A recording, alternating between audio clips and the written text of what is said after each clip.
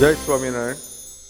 SGIS online teaching સિસ્ટમમાં આપ સર્વેનું હાર્દિક સ્વાગત છે. ધોરણ 12માં ગયા લેક્ચરની અંદર આપણે અલંકાર પરિચય મેળવ્યો. હવે આપણે આ લેક્ચરમાં 16મો પાઠ, જેનું નામ છે પૂતલિકા પરીક્ષા. પૂતલિકા એટલે પૂતળીઓની પરીક્ષા, ઢીંગલીઓની પરીક્ષા. તળપદા શબ્દમાં એને પૂતળી કહેવામાં આવે છે. પૂતળીઓની પરીક્ષા. નાના સ્ટાન્ડર્ડમાં કદાચ આ વાર્તા ગુજરાતીમાં કે હિન્દીમાં આવી ગઈ હોય અથવા ક્યાંય સાંભળેલી ભણેલી હોય તો એ વાર્તા અહીંયા સંસ્કૃતમાં છે. પરીક્ષામાં પાઠ બહુ ઇમ્પોર્ટન્ટ છે. આ પાઠમાંથી બોર્ડમાં 4 માર્ક માટે ગદ્યાર્થ ગ્રહણ પૂછાય છે. 4 માર્કનું ગદ્યાર્થ ગ્રહણ એટલે કે ફકરો આપ્યો હોય સંસ્કૃતમાં, ફકરામાં જોઈને આપણે જવાબ સંસ્કૃતમાં લખવાના હોય નીચે આપેલા પ્રશ્નોના આધારે. અને 2 MCQ આવે. આ વખતે 5 પાઠ કટ થયેલા છે તો એના કારણે 3 MCQ પણ આ પાઠમાંથી આવી શકે. તો પૂતલિકા પરીક્ષા, આના દ્વારા આપણને જે જ્ઞાન આપવામાં આવ્યું છે, જે મોરલ, જે ઉપદેશ છે એ ખરેખર ગ્રહણ કરવા યોગ્ય છે. તો એવો પાઠ પૂતલિકા પરીક્ષા હું તમને પાઠ છે ગદ્યાર્થ ગ્રહણના રૂપમાં સમજાવીશ. ગદ્યાર્થ ગ્રહણ એટલે કે હું તમને એક ફકરો સમજાવી અને પછી એના આધારે, ફકરાના આધારે સંસ્કૃતમાં પ્રશ્ન પૂછીશ. તમારે ફકરામાં જોઈને જવાબ જોઈ લેવાના, ટીક માર્ક કરી લેવાના કે આ પ્રશ્ન હતો, આ જવાબ આવે. બરાબર? તો એવી રીતે આપણે આખો ફકરો કમ્પ્લીટ તૈયાર કરશું, જેથી કરીને ગદ્યાર્થ ગ્રહણ આ પાઠમાંથી પૂછાય તો આપણને બધું જ આવડી જાય. 4 માર્કનું ગદ્યાર્થ ગ્રહણ, 3 માર્ક માટે 3 MCQ એટલે 7 માર્કનું તો કન્ફર્મ. માની લ્યો કે ગદ્યાર્થ ગ્રહણ 16મા પાઠને બદલે 15મા પાઠમાંથી પૂછ્યો તો હજી આ 4 માર્ક છે ને, તો 2 માર્ક ગુજરાતી પ્રશ્નના અને 3 માર્ક વધી જાય એ આ પાઠના આધારે સમીક્ષાત્મક નોંધ પૂછાય એના. તો ઓછામાં ઓછું 6 થી 7 માર્ક માટે આ પાઠ તો ખરો જ. બોર્ડ એક્ઝામમાં આ પાઠનું બહુ વેલ્યુએબલ પાઠ છે, એટલે ખાસ તૈયાર કરવાનો. જો એ પાઠની અંદર પૂતલિકા પરીક્ષા વાર્તા તમે ભણી ગયા હો, સાંભળેલી હોય, પણ સંસ્કૃતમાં ભણવાનો કંઈક અનેરો જ આનંદ છે. આ વાર્તા બહુ ઇમ્પોર્ટન્ટ, અગત્યની વાર્તા, આપણા જીવનમાં ઉતારવા જેવો આનો ઉપદેશ બહુ સારી રીતે દર્શાવવામાં આવેલો છે. જોઈએ પાઠની અંદર. એકદા એકસ્યામ રૂપ સભાયામ કશ્ચિત વૈદેશિક વણિક સમાગત.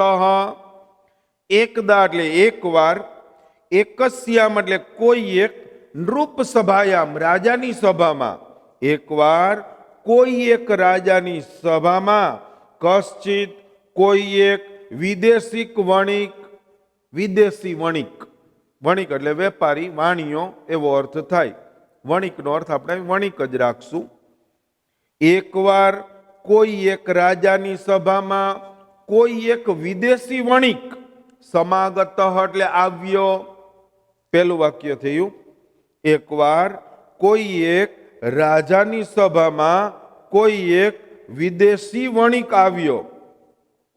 તસ્ય પાર્શ્વે, તસ્ય પાર્શ્વે એટલે તેની પાસે, કાષ્ટમય, કાષ્ટમય એટલે લાકડાની બનેલી, તેની પાસે લાકડાની બનેલી, સૌંદર્ય સુંદર, કલાત્મિકા કલાત્મક, સુંદર કલાત્મક, આકારેણ પ્રકારેણ, આકારેણ એટલે આકાર, પ્રકારેણ એટલે પ્રકાર, ભારેણ ભાર, રૂપેણ રૂપ, ચ રાગેણ રાગ એટલે રંગથી, સમાન, ત્રિસ્ત્રહ, ત્રિસ્ત્રહ એટલે 3, પૂતલિકાસન પૂતળીઓ હતી, તેની પાસે લાકડાની બનેલી સુંદર કલાત્મક આકાર, પ્રકાર, ભાર, રૂપ અને રંગથી સમાન ત્રણ પૂતળીઓ હતી.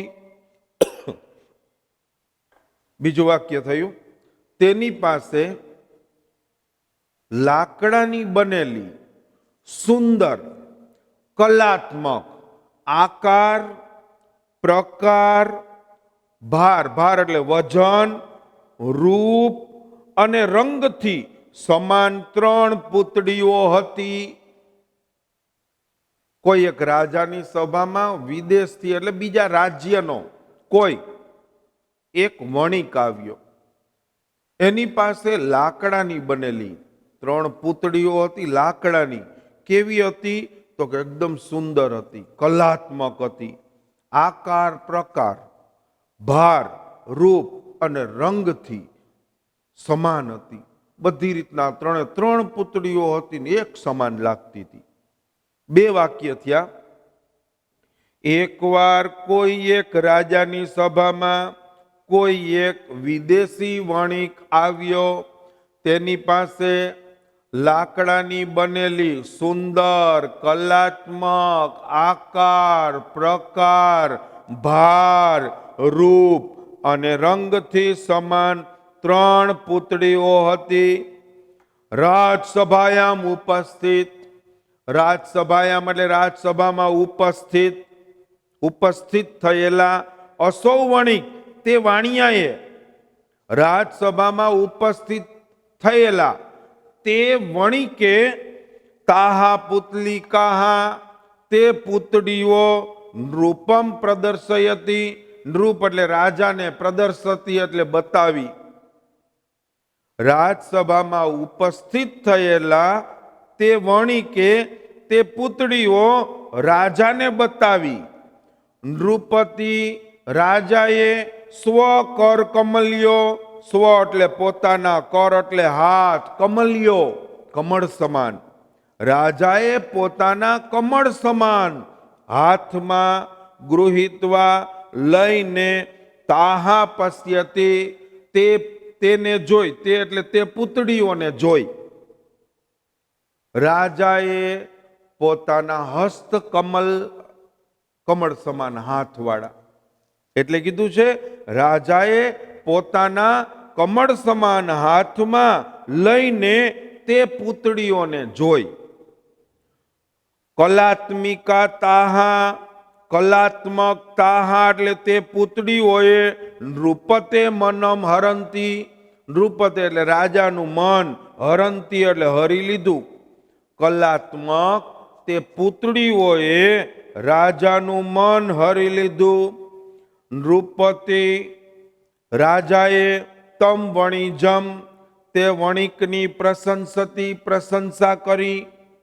રાજાએ તે વણિકની પ્રશંસા કરી અને સ્વકીયામ પ્રસન્નતામ, ચ એટલે અને, સ્વકીયામ પ્રસન્નતામ પોતાની પ્રસન્નતા, પ્રકટયતી એટલે પ્રગટ કરી. રાજાએ તે વણિકની પ્રશંસા કરી અને પોતાની પ્રસન્નતા પ્રગટ કરી. પહેલો ફકરો આખો થયો. પ્રશ્ન પૂછું એ પહેલા એકવાર ભાષાંતર રિપીટ, ફરીથી એકવાર ભાષાંતર બોલું છું, પછી પ્રશ્ન પૂછીશ. જોઈને જવાબ તમારે ટીક કરી લેવાનો કે આ પ્રશ્નનો જવાબ ક્યાં છે. ફરીથી એકવાર ભાષાંતર. એકવાર કોઈ એક રાજાની સભામાં કોઈ એક વિદેશી વણિક આવ્યો. તેની પાસે લાકડાની બનેલી સુંદર કલાત્મક આકાર, પ્રકાર, ભાર, રૂપ અને રંગથી સમાન ત્રણ પૂતળીઓ હતી. રાજસભામાં ઉપસ્થિત થયેલા તે વણિકે તે પૂતળીઓ રાજાને બતાવી. રાજાએ પોતાના કમળ સમાન હાથમાં લઈને તે પૂતળીઓને જોઈ. કલાત્મક તે પૂતળીઓએ રાજાનું મન હરી લીધું. રાજા તે વણિકની પ્રશંસા કરી. રાજાએ તે વણિકની પ્રશંસા કરી અને પોતાની પ્રસન્નતા પ્રગટ કરી.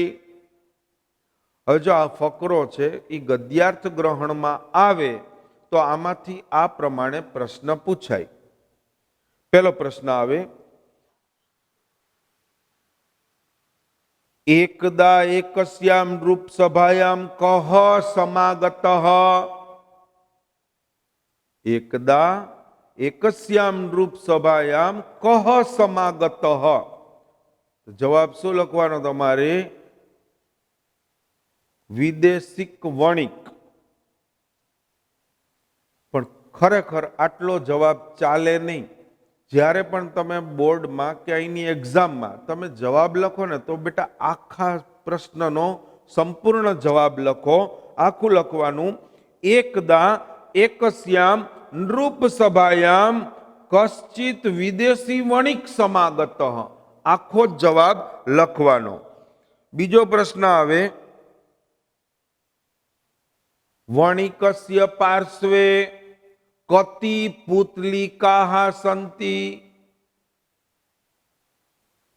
વણિકસ્ય પાર્શ્વે કતિ, કતિ શબ્દ આવે એટલે સમજી લેવાનો સંખ્યા લખવાની છે તમારે. બીજું કાંઈ નહીં લખવાનું, સંખ્યા માત્ર જ લખવાની. તો આપણે લખવાનું વણિકસ્ય પાર્શ્વે ત્રિસ્ત્રઃ પુતલિકા આસન અથવા સંતિ સ્મ. જે રીતના જવાબ પ્રશ્ન પૂછ્યો એ રીતના જવાબ આપવાનો. બરાબર? તો કતિ એટલે સંખ્યા, ત્રિસ્ત્રઃ સ્ત્રીલિંગ વાચક શબ્દ છે, ત્રણ સંખ્યા. ત્રયઃ, ત્રિસ્ત્રઃ, ત્રીણી. ત્રયઃ એટલે ત્રણ પુલ્લિંગમાં, સ્ત્રીલિંગ હોય તો ત્રિસ્ત્રઃ અને નપુંસકલિંગ હોય તો ત્રીણી. એમ જવાબ આવે. તો પુતલિકા શબ્દ સ્ત્રીલિંગમાં આવે છે એટલે ત્રિસ્ત્રઃ એ શબ્દ આવે. હવે આ જ વાક્યમાંથી તમને એવો પ્રશ્ન પૂછે, વણિકસ્ય પાર્શ્વે કીદૃશી પુતલિકાઃ આસન. કીદૃશી, કીદૃશી મતલબ કેવી? તો તમારે લખવાનું વણિકસ્ય પાર્શ્વે કાષ્ટમય, સુંદર્ય, કલાત્મિકા, આકારેણ, પ્રકારેણ, રૂપેણ, ભારેણ ચ રાગેણ સમાનમ પુતલિકાઃ આસન. કદાચ તમે ત્રિસ્ત્રઃ પુતલિકા તો વાંધો નહીં, ચાલે. બધાય શબ્દો આવી જવા જોઈએ. એ રીતે પણ એક પ્રશ્ન પૂછાય. વણિકઃ કસ્મે પુતલિકા દર્શયતિ. નૃપઃ જવાબ આવે. વણિકઃ કસ્મે, કોને પૂતળીઓ બતાવી? તો નૃપાય રાજાને, દર્શયતી બતાવી. બરાબર? પ્રદર્શતી નું દર્શયતી પણ મૂકી શકે. નૃપતિ કેન પ્રકારેણ પુતલિકામ પશ્યતિ. તો આપણે જવાબ લખવાનો નૃપતિ સ્વકર કમલ્યો ગૃહીત્વા પુતલિકા પશ્યતિ. હવેનો પ્રશ્ન ખાસ ઇમ્પોર્ટન્ટ છે, બરાબર સમજો. પ્રશ્ન આ પ્રમાણે છે, નૃપતે મનઃ કે હરંતી. નૃપતે મનઃ કે હરંતી. હવે તમે જવાબ એમ લખો, કલાત્મિકા તાહા નૃપતે મનઃ હરંતી. તમે આમ લખી નાખો. બરાબર? તો સાચું ન પડે. કારણ કે તાહા શબ્દ છે ને એ તમે વિશેષણ મૂકેલું છે.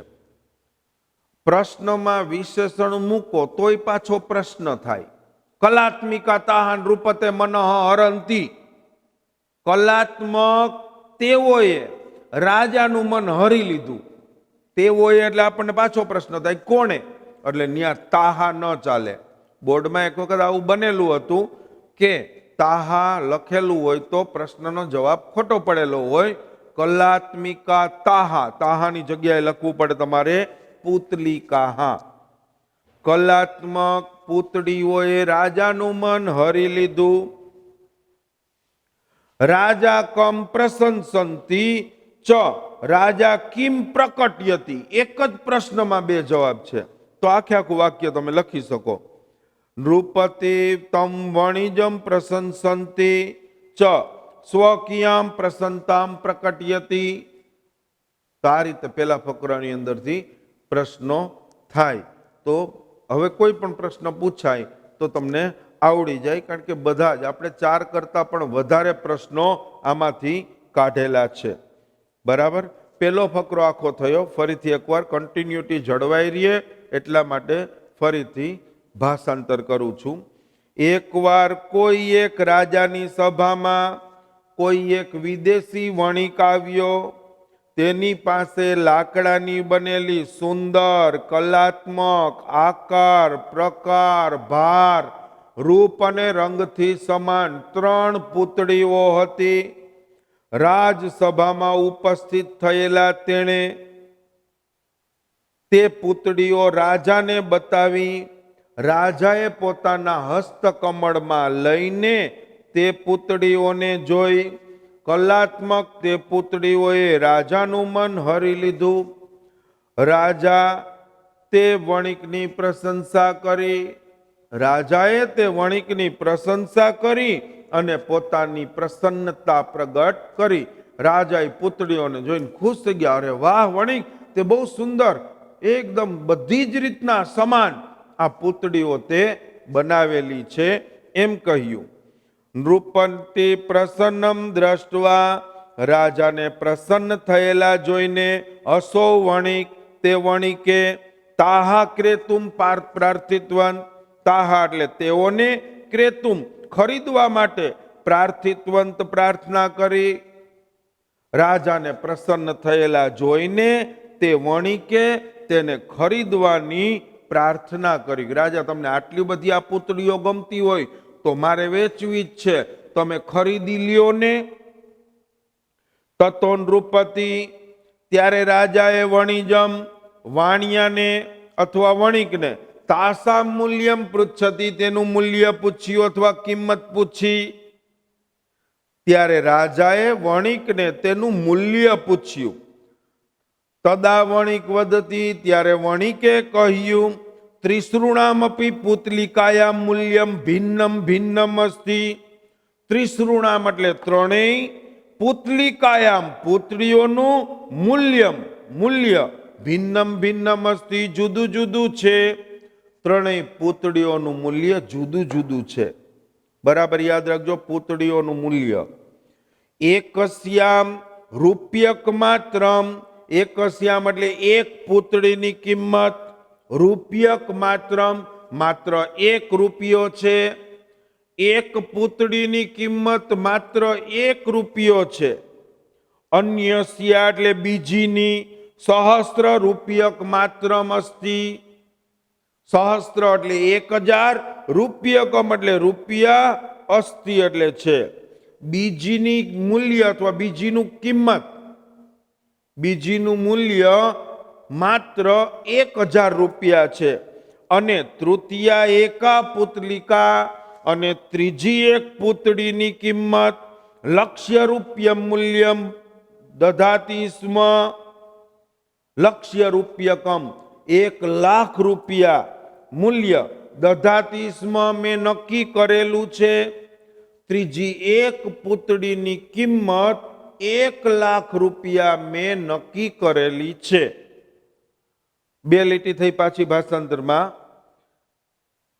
ત્યારે રાજાએ વણિકને તેનું મૂલ્ય પૂછ્યું. ત્યારે વણિકે કહ્યું 3 પૂતળીઓની કિંમત જુદી જુદી છે. એકની માત્ર 1 રૂપિયો છે, બીજીની માત્ર 1000 રૂપિયા છે, અને ત્રીજી 1 પૂતળીની કિંમત 1,00,000 રૂપિયા છે. નૃપતિ સ આશ્ચર્યમ, રાજાએ આશ્ચર્યપૂર્વક વણિજે કથયતી, વણિકને કહ્યું. રાજાએ આશ્ચર્યપૂર્વક વણિકને કહ્યું, ભો વણિક, હે વણિક, કથમ તાવત સમાનામ પુતલિકાયામ, કથમ તાવત કેવી રીતે, સમાનાનામ પુતલિકાનામ સમાન પુતળીઓનું મૂલ્યમ એતાવત મૂલ્ય આમ ભિન્નમ ભિન્નમ અસ્તિ જુદું જુદું છે. હે વણિક, સમાન પૂતળીઓનું મૂલ્ય આમ જુદું જુદું કેવી રીતે છે? આખો ફકરો થયો. આટલું 4 માર્ક માટે ગદ્યાર્થ ગ્રહણમાં પૂછાય તો ફરીથી એકવાર ભાષાંતર અને પછી પ્રશ્ન પૂછું છું.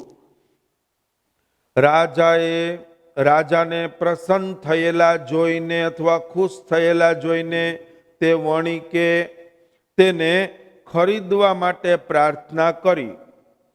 ત્યારે રાજાએ વણિકને તેનું મૂલ્ય પૂછ્યું. ત્યારે વણિકે કહ્યું, ત્રણેય પૂતળીઓનું મૂલ્ય જુદું જુદું છે. એકનું માત્ર 1 રૂપિયો છે, બીજીનું 1000 રૂપિયા છે અને ત્રીજી એક પૂતળીનું મૂલ્ય 1,00,000 રૂપિયા નક્કી કરેલું છે. રાજાએ આશ્ચર્યપૂર્વક વણિકને કહ્યું, હે વણિક, આમ એક સમાન પૂતળીઓનું મૂલ્ય કેમ જુદું જુદું છે? પ્રશ્ન આ પ્રમાણે આવી શકે. નૃપતિમ પ્રસન્નમ દ્રષ્ટવા વણિક કિમ પ્રાર્થિતવાન. પ્રશ્ન બરાબર સમજો. નૃપતિમ પ્રસન્નમ દ્રષ્ટવા વણિક કિમ પ્રાર્થિતવંત. હવે તમે જવાબ લખી નાખો. નૃપતિ પ્રસન્નમ દ્રષ્ટવા હસો વણિક તાહા ક્રેતુમ પ્રાર્થિતવંત. તાહા ખોટું પડે. શું આવે ન્યા? પૂતલિકા. બરાબર. પૂતલિકા ક્રેતુમ પ્રાર્થિતવંત. વિશેષણ ન ચાલે, વિશેષ્ય જ જોઈ.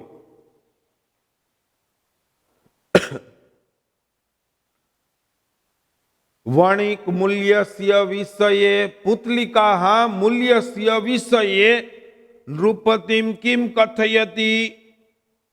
તો તમારે જવાબ લખવાનો. ત્રિસૃણામ અપી પુતલિકાનામ મૂલ્યમ ભિન્નમ ભિન્નમ અસ્તિ. હવે પ્રશ્ન આવે એવો, પ્રથમ પુતલિકાયા મૂલ્યમ કિયંત આસિત. પ્રથમ પુતલિકાયા મૂલ્યમ કિયંત આસિત. તો તમારે લખવાનું રૂપિયક માત્રમમ, 1 રૂપિયો હતું. દ્વિતીયા પુતલિકાયા મૂલ્યમ કિમ આસિત. તો તમારે લખવાનું દ્વિતીયા પુતલિકા મૂલ્યમ સહસ્ત્ર રૂપ્યકમ આસિત.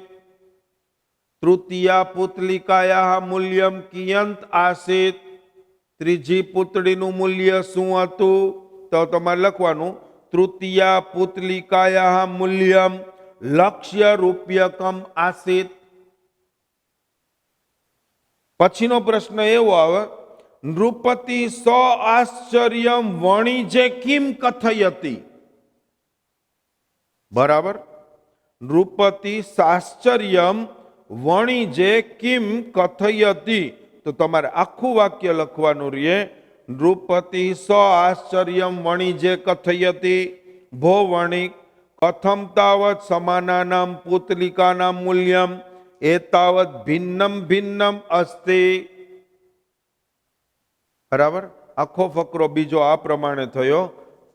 ફરીથી એકવાર ભાષાંતર બીજા ફકરાનું. રાજાને પ્રસન્ન થયેલા જોઈને તે વણિકે તેને ખરીદવા માટે પ્રાર્થના કરી. ત્યારે રાજાએ વણિકને તેનું મૂલ્ય પૂછ્યું. ત્યારે વણિકે કહ્યું, ત્રણેય પૂતળીઓનું મૂલ્ય જુદું જુદું છે. એકનું માત્ર 1 રૂપિયો છે, બીજી એકનું 1000 રૂપિયા મૂલ્ય છે અને ત્રીજી એક પૂતળીનું મૂલ્ય 1,00,000 રૂપિયા નક્કી થયેલું છે. રાજાએ આશ્ચર્યપૂર્વક વણિકને કહ્યું, હે વણિક, આમ એક સમાન પૂતળીઓનું મૂલ્ય કેમ જુદું જુદું છે? બરાબર. અહીંયા સુધી રાખીએ. નેક્સ્ટ લેક્ચરમાં આપણે અહીંથી જ આગળ વધશું અને પાઠને આપણે કમ્પ્લીટ કરશું. હજી ઘણા બધા ફકરાઓ છે જેમાં આપણને ગદ્યાર્થ ગ્રહણ પૂછી શકાય એવા છે. અહીંયા સુધી રાખીએ. ફરી નેક્સ્ટ લેક્ચરમાં આપણે આગળના ક્રમથી વધશું. જય સ્વામિનારાયણ.